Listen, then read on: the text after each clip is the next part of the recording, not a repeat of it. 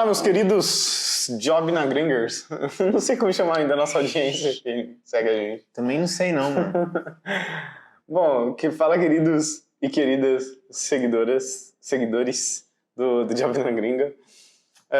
Hoje o episódio do nosso podcast é agora presencial, né? Não remoto, com aquele ambiente de quarto, né? Umas câmeras que parecem uma cenoura, né? Qualidade ruim do caramba. Parece uns cachorros, uns neném, né? No meio do vídeo. Pior, uns barulhos de carro passando na rua.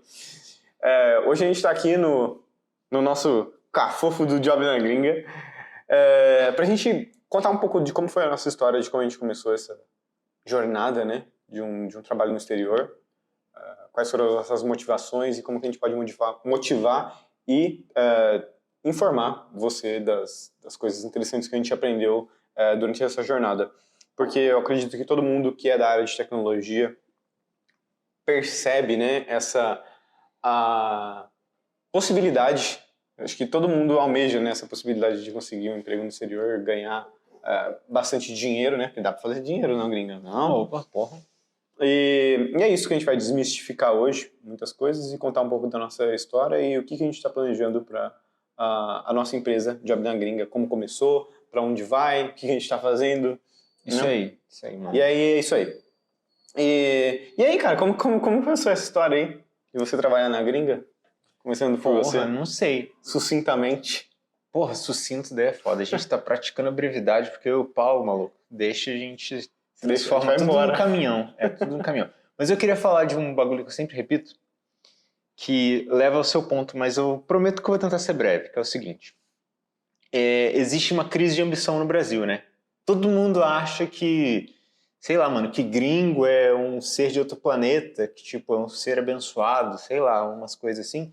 E acha que lá fora, cara, todo mundo é da NASA, todo mundo estuda em Stanford, em Harvard, caramba. Todo mundo trabalha no Google, né? Todo mundo trabalha no Google, Na sabe? Meta, Amazon. Não, o pessoal viaja, mano. Mas uma coisa assim que, tipo, eu vou dizer que meus pais, pelo menos, eles sempre...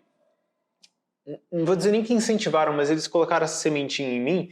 E, tipo, eu sempre suspeitei que esse bagulho era possível, sabe? Eles sempre admiraram muitas pessoas que falavam muito inglês, essa coisa toda. Eu sempre tive essa coisa na minha cabeça. Tipo, pô, falar inglês, os caras que trabalham lá pra fora, coisa e tal.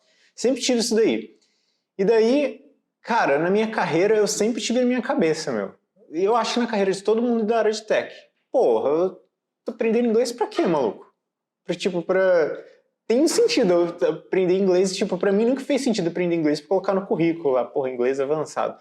Não, eu quero aprender inglês pra eu trampar pra um gringo. Pra mim, eu sempre entrei numa aula de inglês, eu estudei inglês falando, porra, um dia eu vou falar com um fulano que é gringo, né? Se você não estuda inglês pensando nisso um dia, pô, eu não sei o que você tá querendo da vida. Então, essa que foi assim que principia na minha vida. Mas daí um dia eu cheguei lá, eu comecei a trabalhar na área de design, coisa e tal. E um dia, simplesmente, eu tentei, cara. Me chamaram para uma vaga lá na gringa. Foi, tipo, bem de boa a entrevista. Eu passei, meu. Isso daí faz uns 3 anos que eu trabalho para a gringa. Tá fazendo 3 anos agora, exatamente. Você só trabalha 3 anos só? Só 3 anos. Falou que trabalha 2, né? Não, na verdade 3 anos não, porque tipo, a gente teve uma experiência breve no Canadá também, né? É verdade. Assim, a gente tá falando de trabalho remotamente, porque limpar chão, isso daí a gente fez um montão, né? É verdade. E eu acho que isso se conecta um pouco com a minha história, né? Eu também sempre tive... eu nunca tive condições, mas eu sempre tive muita ambição. Então, apesar de eu ter estudado na escola pública, eu sempre gostei muito de computadores e eu sempre almejava ter uma vida melhor, né? Então, eu vi na programação uma saída para melhorar a minha condição financeira. E, cara, a diferença é brutal, assim, quando você começa a ganhar em dólar versus de quando você trabalha para empresas nacionais, né? Porque você vê que abre um mundo de possibilidades para você. Você vê que os estagiários do Vale do Silício ganham 60 mil reais por mês. Assim, aí você fala assim, caramba, se um estagiário do Vale do Silício ganha isso, tudo bem, eles são formados em faculdades incríveis e tal, tem outro contexto, enfim, mas eu estou dizendo que se é possível um estagiário ganhar essa grana, por que é que um sênior trabalhando no mesmo país e no mesmo setor que essa pessoa que está ganhando 60 mil reais por mês. Como que eu faço para pegar uma fatia desse bolo? Entende? E aí, tudo nasceu a partir né? E podia ser até uma fatia da grana do estagiário mesmo, né? É verdade, é verdade. Inclusive, obviamente que nós, como pessoas que moram no exterior, a gente ganha menos do que um gringo, mas o troco de pinga de um gringo é muito mais do que a gente ganharia aqui no Brasil, né? E aí, eu trabalho na gringa faz 2 anos já, mas eu trabalho com programação já faz uns 14 anos já, então desde 2009, 2010, mais ou menos, que eu já comecei minha carreira com programação. E esse foi um dos erros, pelo menos da minha parte, né? Eu demorei muito tempo para tentar alguma coisa lá fora, porque eu tinha muitas falsas crenças acerca do meu conhecimento, acerca da minha capacidade de inglês, acerca de... A gente nunca acha que a gente está preparado o suficiente, né? Então, o problema não foi a hard skill, né? O problema foi eu mesmo, né? Falta de cara de pau. Falta de cara de pau e crise de ambição. Então, esse é um dos problemas e um dos erros principais que a gente está tentando solucionar, motivando e trazendo essa mensagem para todos vocês. Que não precisa esperar 14 anos de experiência para você tentar alguma coisa na gringa. E tem uma galera que o pau vai querer me matar, porque a gente podia estar ganhando dinheiro com isso. Mas tem muita gente que às vezes chega pra gente e fala, pô, olha lá, apareceu uma vaga, o que eu faço? Apareceu uma vaga. E daí às vezes a gente chega pro cara e fala assim, pô, vai lá e se candidata, meu. Testa lá, vai lá, pô. Acho que você consegue, você não sabe inglês? Sei. Você não sabe fazer o que você vai? Sei. O cara vai lá, se candidata, passa no negócio e daí vem agradecer a gente, sabe? Por quê? Porque sabe o que a gente fez? A gente só falou pra ele ir, sabe? O cara já tava pronto, a gente só falou, cara, ó, vai lá, deu um empurrãozinho e o cara foi, sabe? Então assim, se a gente quisesse cobrar dele, a gente ainda levava uma grana e o mérito. É verdade. O cara ia falar, pô, a gente podia, você. A gente podia pagar de mentorzão, né? De mentor, Nossa, eu manjo demais. Total. Mas realmente, e assim, e como que foi o processo, assim, dos processos que você participou? Como que foi? Você participou de muitos processos? Sim. Tentou muito? Foi muito ignorado? Não, tentei muito. Pra ser sincero, eu tentei só essa primeira vez e passei, mano. Sabe, tipo, e isso daí foi muito importante pra mim, porque assim, eu voltei do Canadá e fiquei 1 ano. 1 ano não, tipo uns 2 anos ainda antes de tentar a primeira vaga pra gringa. E daí, eu acho que você também, né, voltou e ficou esse tempo. Sim. E daí eu também tinha esses mesmos temores do Paulo, tipo, o inglês, pô, será que o meu inglês serve pra trabalhar lá fora? Será que isso? Será que aquilo? Será que isso? E daí, na minha primeira entrevista, a mulher chegou pra mim e falou assim, Gabriel, pô, americana, ela chegou pra mim e falou, Gabriel, seu inglês tá muito bom. Eu falei, pô, como assim bom, mano? Eu tô aqui cagado de medo faz anos de testar, né? Não, seu inglês tá muito bom e a gente te quer aqui com a gente, vem trampar com a gente, mano. Eu falei, caramba, meu, que legal, né? Que legal que eu fiquei, tipo, 2 anos achando que eu não podia, né? E daí... E talvez essa seja a sua condição de agora. Você acha que não dá, mas dá, sabe?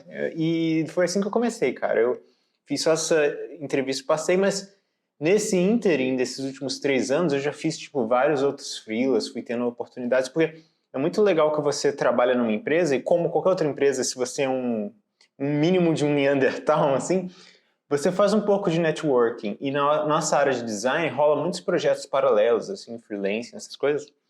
E a galera chega, pô, Gabriel, vem fazer esse site aqui, Gabriel, vamos fazer isso aqui junto, vamos fazer... Daí várias coisas acontecem em paralelo, além desse meu trabalho principal, sabe? Então, foi muito legal nesse sentido, eu poder ter essas outras experiências extras. Então, assim, tirando a entrevista, já fiz outras entrevistas para fazer esses freelas e apresento esses freelas também em inglês hoje. Então, inglês, acho que hoje, embora meu inglês não seja perfeito, é muito mais que o suficiente, assim, para me virar, sabe? Legal. E essa é uma das outras falsas crenças, porque quando uma empresa está disposta a ir em outro país encontrar uma pessoa, outro país que não fala inglês, ele eles obviamente sabem que a empresa, que as pessoas desse país têm o inglês como segunda língua, né? Então é óbvio que eles vão saber que você tem limitação em como você explica as coisas, tem limitação de vocabulário, tem limitação, enfim, gramaticalmente você vai cometer erros às vezes. Então tudo isso é perdoável num contexto de trabalho, principalmente porque a maioria das interações que a gente tem são assíncronas, né? Então é por mensagem, enfim. Não necessariamente que é nas reuniões em si que você tem que falar e interagir com as outras pessoas ao vivo, né? Então, eu vejo que as empresas, elas, no geral, né, eu já vi pessoas com inglês B1 sendo contratadas, mas, em geral, as empresas pedem o B2. Por que eles contratam pessoas com B1? Geralmente, quando a pessoa tem um inglês muito ruim, ela compensa de alguma outra maneira, né? Então, geralmente, ela é muito boa tecnicamente, que a pessoa fala assim, caramba, esse cara é melhor do que os engenheiros que eu tenho aqui na minha equipe, eu preciso desse cara aqui.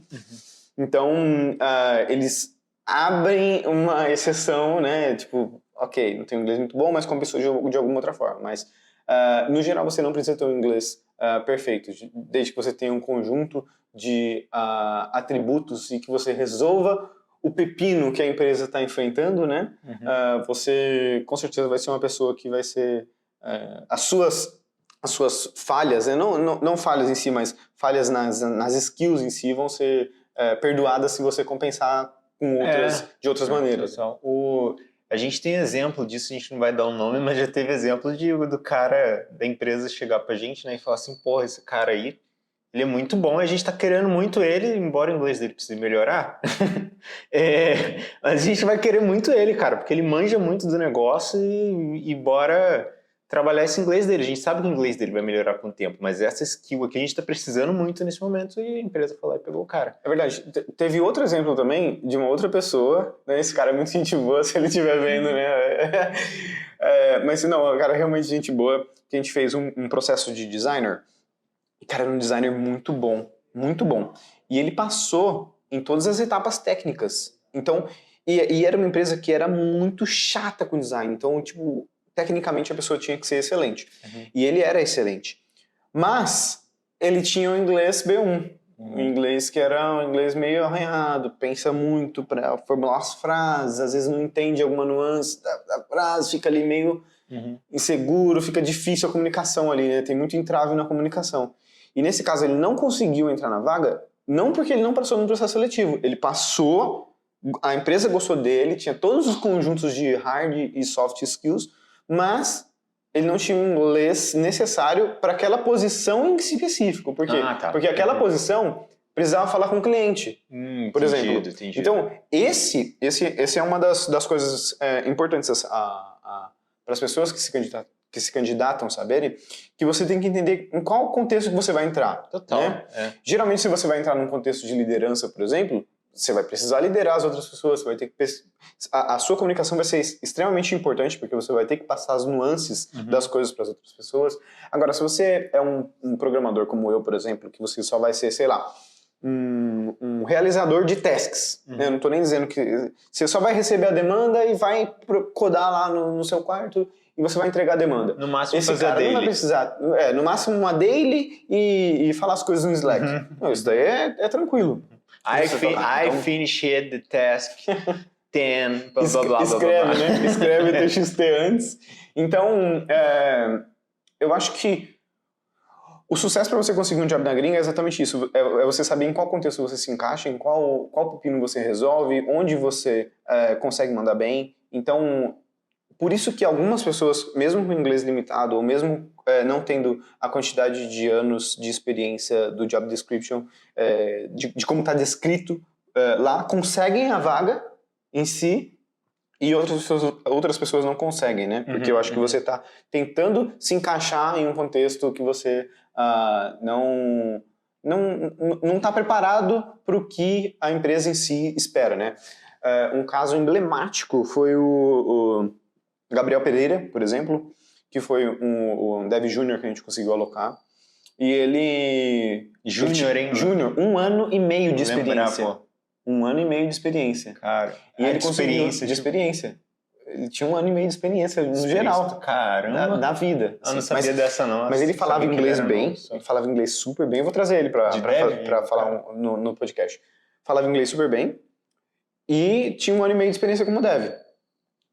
Só que ele tinha o conjunto de atributos perfeitos para a posição que a gente precisava. Eu disse, esse cara aqui é perfeito. E as empresas, no geral, o que as empresas buscam? Lucrar mais e economizar mais. Certo? Então, por isso que brasileiros e latinos, no geral, são uma mina de ouro. Porque, mesmo recebendo menos proporcionalmente do que americanos, a gente consegue entregar muito valor, um valor semelhante a depender do contexto, né, dos programadores profissionais americanos, versus um salário muito menor. Então, no caso dele, por exemplo, apesar dele ser júnior, ele consegue entregar demandas muito bem, cara. Muito bem. Então, no contexto que ele está aplicado, ele faz as tarefas como um sênior, né, em alguns contextos, obviamente, e o salário dele é muito menor do que o de um sênior, né?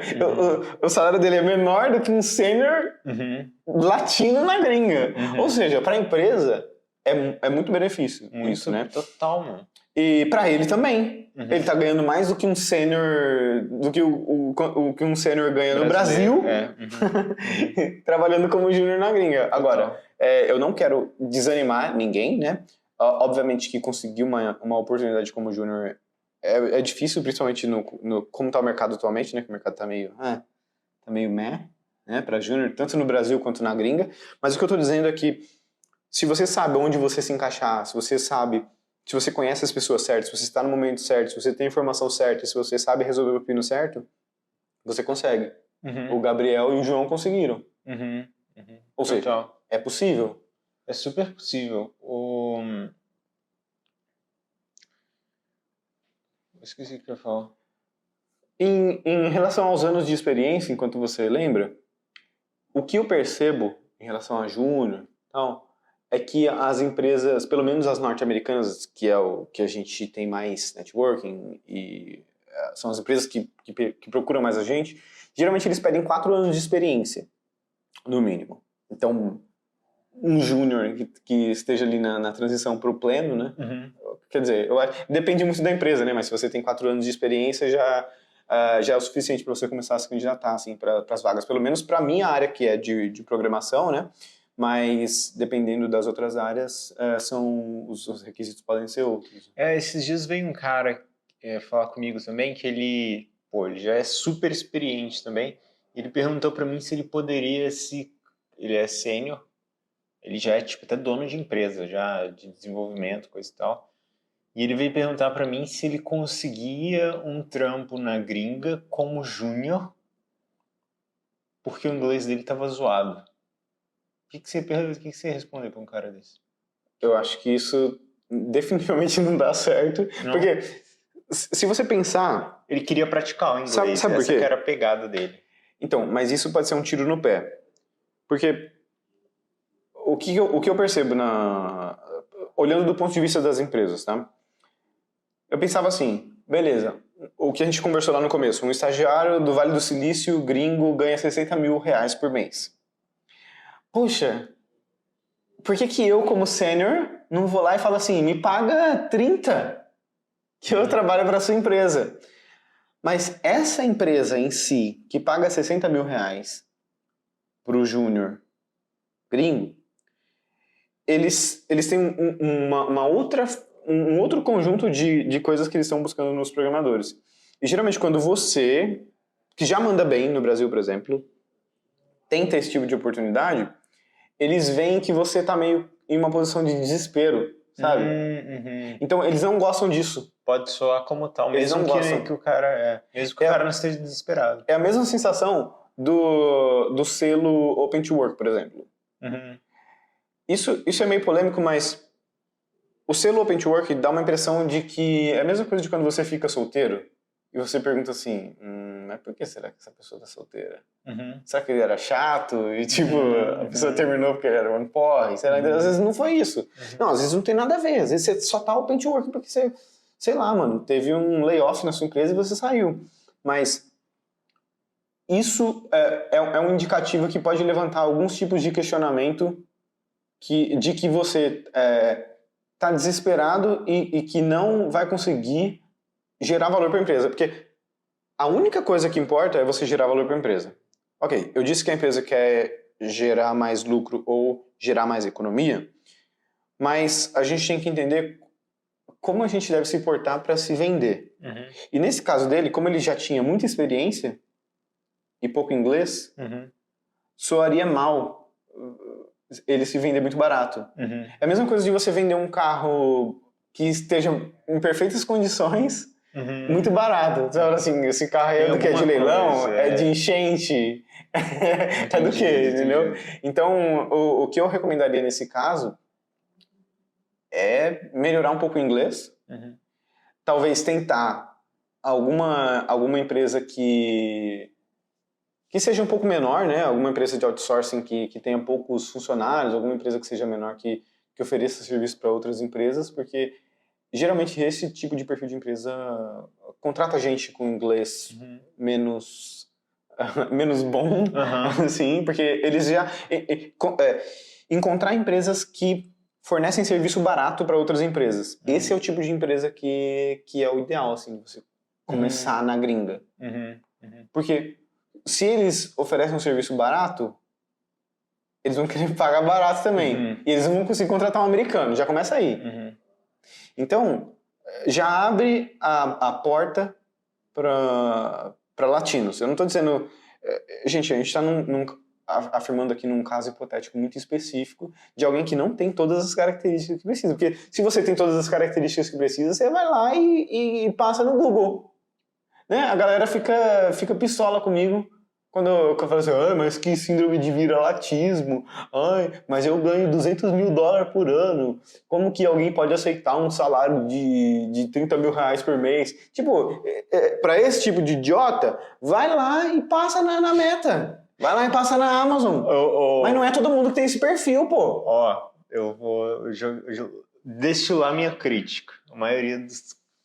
É uns caras do ITA que faz isso. Ai, caramba. A maioria das vezes dos caras que eu vejo, tipo, quando pinta lá nos comentários, cara do Google, da Microsoft, cara de empresa de Big Tech, metendo a língua na gente, brasileiro, pode ver que não é todo mundo, mas é uns mala do ITA. Não é todo mundo do ITA que é mala, mas tem uns caras... Eu tenho um monte de amigo no ITA, cara. Não, mas o cara do ITA passou pra Big Tech, pô, vem pelo menos ajudar uns caras aí a conquistar um job na gringa, não vai encher a porra do meu saco lá nos comentários, mano. Exatamente. O que a gente está querendo dizer é que existem uma infinidade de portas abertas para pessoas com todos os níveis e dificuldades, seja no inglês ou dificuldade técnica em si, né?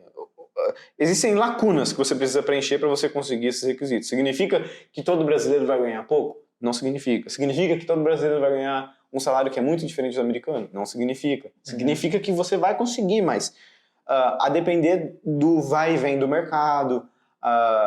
Se o mercado tá difícil, você vai fazer o quê? Você vai aceitar vagas que não... Você ganhava 200 mil ano. Aí agora o mercado tá super difícil, não tá nem contratando um latino. Você só vê vaga de US only. Que essa é uma coisa que acontece. Existem vagas que são só para americanos. Mas é outro assunto. Você vai fazer o quê? Eu ganhava 200 mil o ano.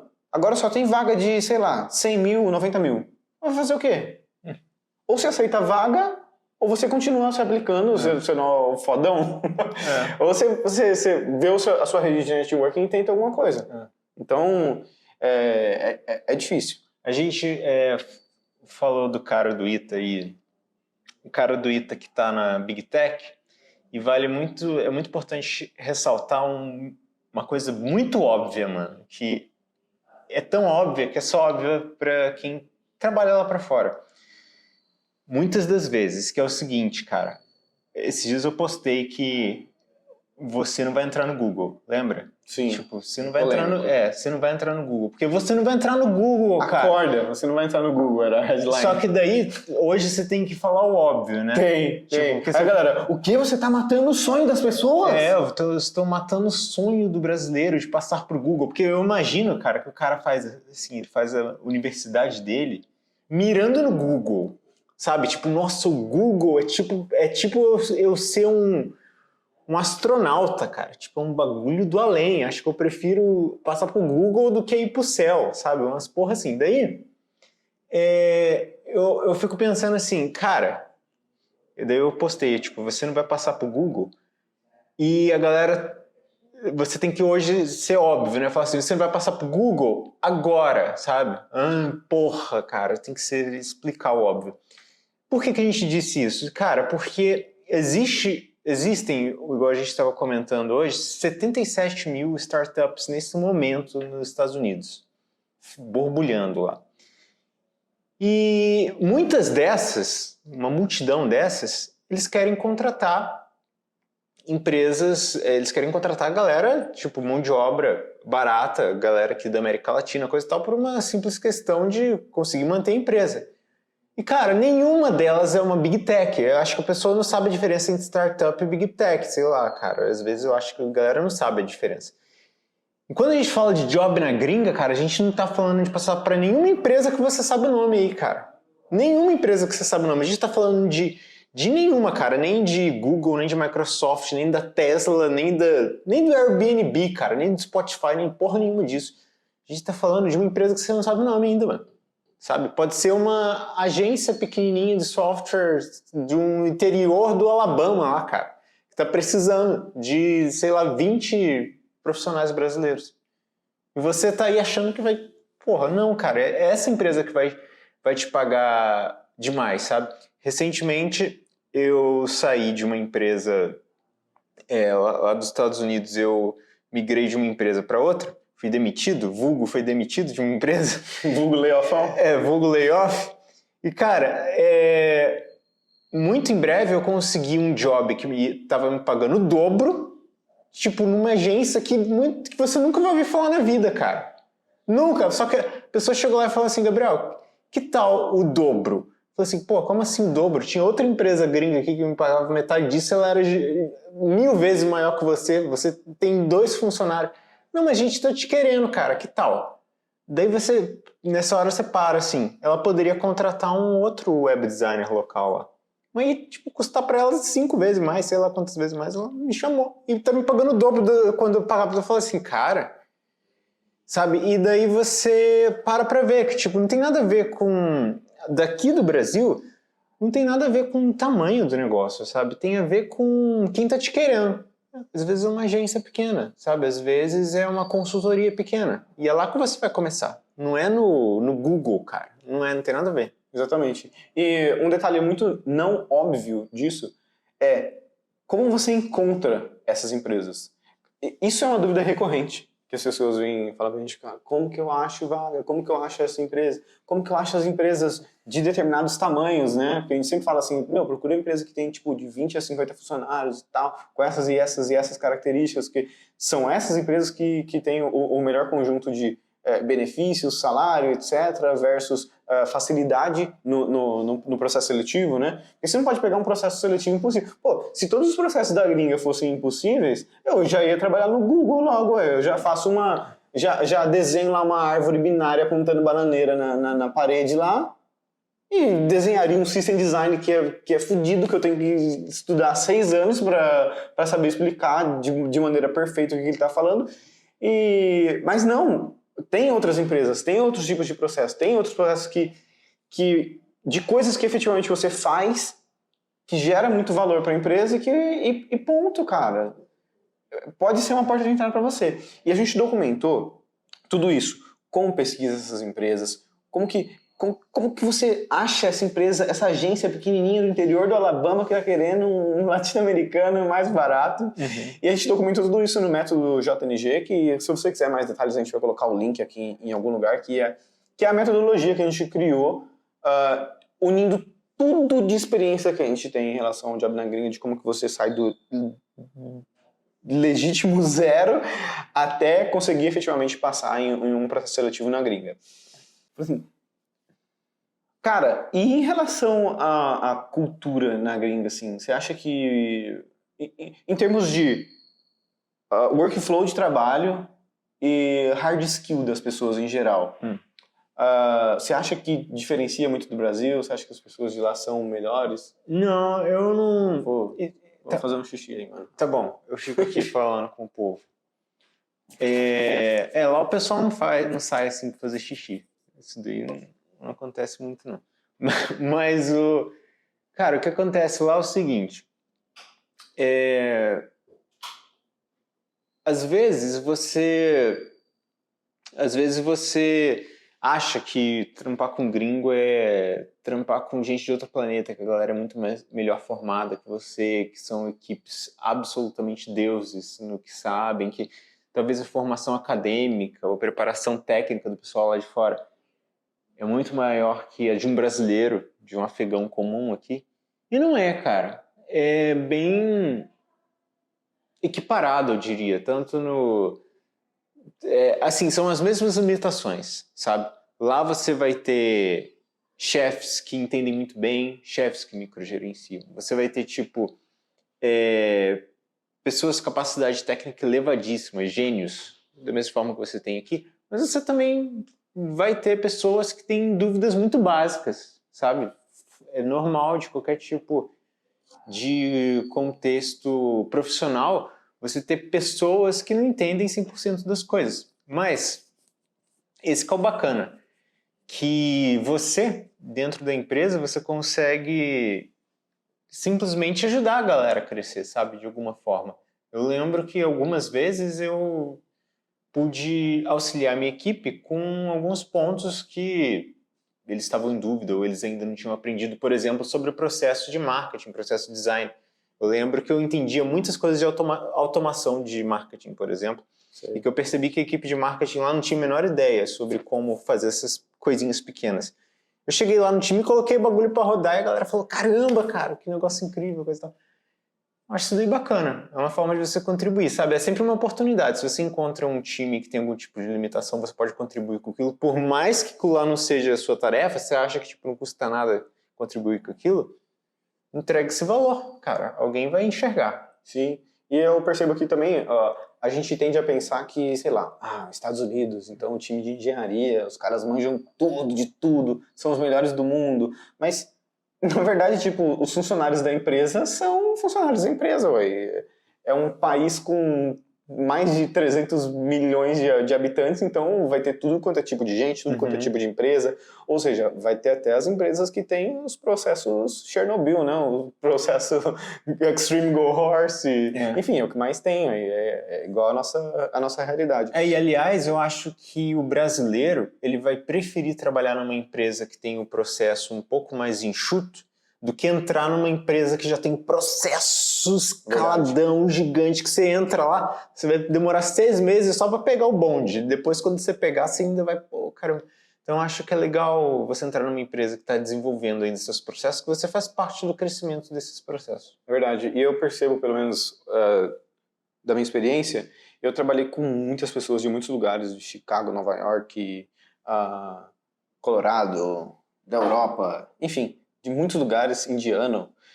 E, cara, o que eu percebo, pelo menos dos norte-americanos, assim, é que eles são muito drivados, assim, tipo, o norte de pensamento deles é sempre em resultado, assim, sabe? E eu acho que essa é uma diferença, assim, dos brasileiros, assim, no geral.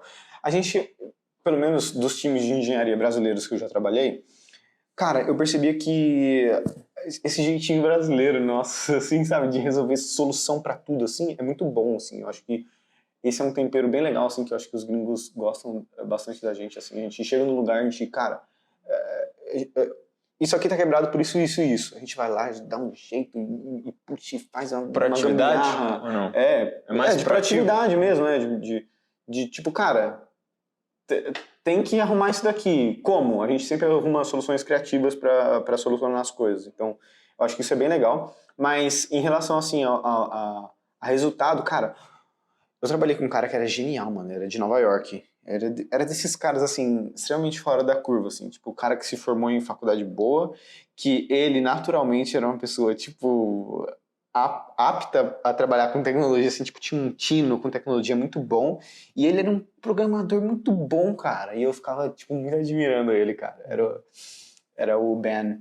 E aí, cara, o Ben era muito legal, porque as sprints rolavam e ele era um cara muito intermediador em termos de saber o que a galera estava fazendo e unir o que a galera estava fazendo para conseguir entregar. Então, por exemplo, ele avaliava lá os pull requests, né, que é quando o programador ele termina de fazer as atividades dele, ele manda para um processo de revisão que outros programador revisam e falam assim, isso aqui tem que melhorar isso, antes de você fazer a integração desse código com a base de código em si. E aí o Ben, ele era um cara que avaliava muito bem essas coisas e ele conseguia unir toda a galera em relação ao objetivo. Então, tipo assim, tem que entregar, sei lá, na sexta-feira, ele já conseguia mapear, tipo, o que a galera tá fazendo e ele já começava, tipo, a fazer as coisas muito doidas, assim, e eu falava assim, cara, isso aqui não vai dar pra entregar na sexta, não. Tipo, olha a diferença do meu tipo de pensamento. Tipo, assim, mano, melhor negociar essa parada aí do que... E ele, tipo assim, ele arrumava um jeito e pum, entregava, entendeu? Cara, resultado, mano. Isso foi uma coisa que eu aprendi muito, assim, no exterior. E eles apreciam muito isso. Eu percebo que todas as empresas são muito drivadas no resultado, assim. Eles não querem saber como que você vai fazer, mano. Se você tá programando de cueca, se você tá programando seu porão, se você tem camisa do Naruto, se você tá comendo Cheetos. Eles não querem saber, mano. Eles só querem saber, cara, resultado. Pá! Resultado é o norte de tudo, assim. Então eu percebo que, culturalmente, essa é uma diferença bem grande, assim. É tipo trabalhar presencial? Presencial.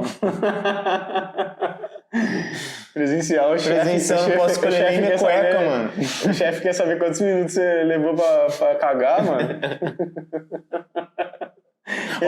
Ele não tá nem aí com o resultado. Você não deu descarga, hein, cara. Ele não tá nem aí com o resultado. Cara, uma vez eu trabalhei... Não sei se eu falo. Fala, qualquer coisa eu corto. Eu já trabalhei muito em empresa, mano, não tem problema. Eu trabalhei numa empresa que eu tinha que viajar até o cliente. Eu trabalhava presencialmente numa empresa A, eu tinha que viajar até o cliente, eu tinha que viajar tipo uns 600 quilômetros, era muito longe, assim. Então eles alugavam um carro pra mim, e eu tinha que estar dirigindo até lá e tal, e depois voltar dirigindo. Ah, você ainda tinha que dirigir? Eu ia dirigindo, eu ia sozinho pro cliente. E, cara, eu era um desenvolvedor meio júnior, assim, não júnior, assim, tipo, tava ali de júnior pra pleno, eu era desenrolado e tal, mas ainda era júnior, sabe, tipo... E aí eu aceitava essas loucuras, assim, porque, cara, uma das características que eu sempre tive, assim, foi aceitar desafios que a priori eu não era preparado, assim, pro tranco, né? E aí eu sabia que eu ia crescer desse jeito. Enfim, e aí eu ia nessas viagens e eu lembro que eu era muito curioso, eu gosto de perguntar, assim, em relação aos projetos em si, eu gosto de estar inteirado sobre tudo, assim, até... sei lá, o budget do projeto, tudo. E eu lembro que era, tipo assim, eram uns 300 mil reais que custava o projeto. Tipo assim, só a parte que eu tava fazendo, né? Ia levar, sei lá, acho que uns 2 meses pra eu fazer a implementação disso tudo.